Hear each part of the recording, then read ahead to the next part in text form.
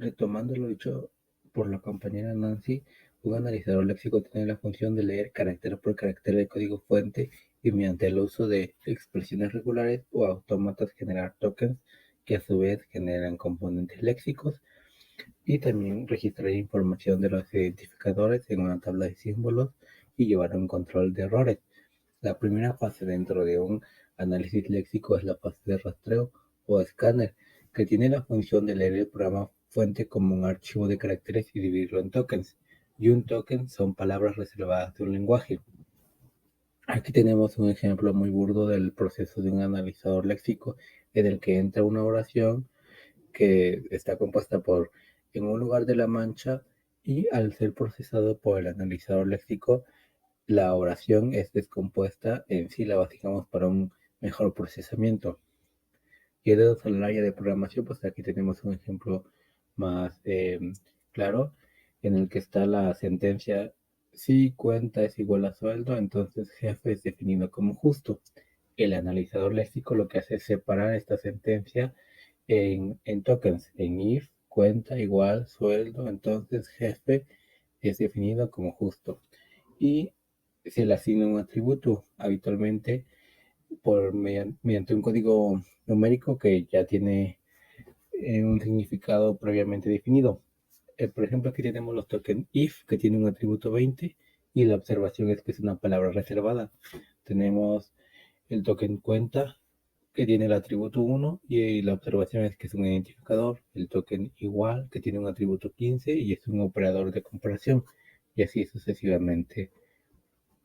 A continuación tenemos lo que son los componentes léxicos, patrones y lexemas, que en la fase de análisis los términos componentes léxicos, patrón, lexema se emplean con significados específicos.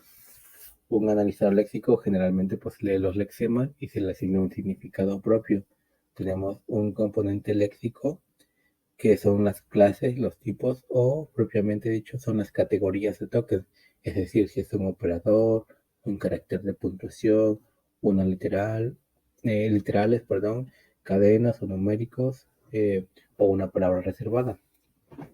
Luego tenemos el patrón, que es una descripción formal de una regla, es decir, una expresión regular, y el lexema, que es una cadena de caracteres que concuerda con un patrón que describe un componente léxico, es decir, el valor de la cadena.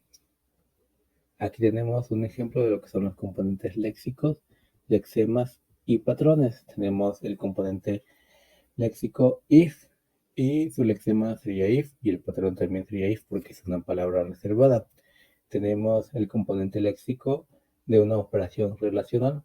Los lexemas pues están incluidos las operaciones mayor, menor que igual, igual y los patrones pues son los mismos. Tenemos también el componente léxico identificador y los lexemas pues serían identificadores de variables como son var, S1, suma y promedio, y el patrón pues serían letras y dígitos.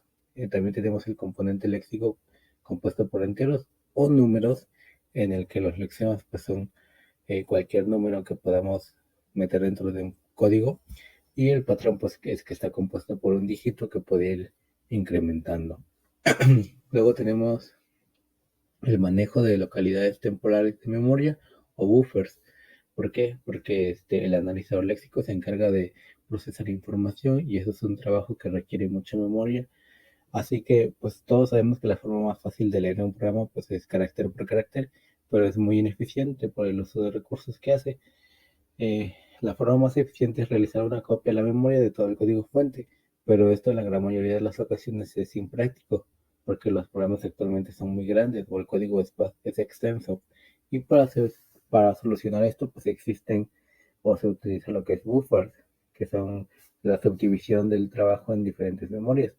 Y existen muchas formas de dividir el trabajo, pero siempre se llevan mediante el uso de punteros, uno al carácter actual y otro al inicio del lexema, como se ha visto en análisis de algoritmos, en teoría de autómatas y en otras materias en las que hemos llevado algo similar.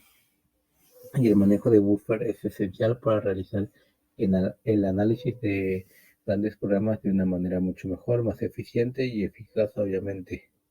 Aquí tenemos un ejemplo del manejo de buffer o de memoria en el que la información o el buffer se subdivide en dos y cada parte divide una cierta secuencia o una cierta cantidad de caracteres.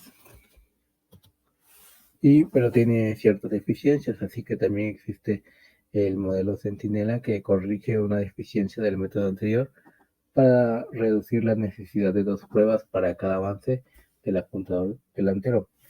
Esto aplica a cada mitad del buffer para admitir un carácter Centinela al final. De esta manera se vuelve más eficiente el proceso de cargar el buffer realizando una carga en cada mitad. Y pues a continuación sigue mi compañera Maritza.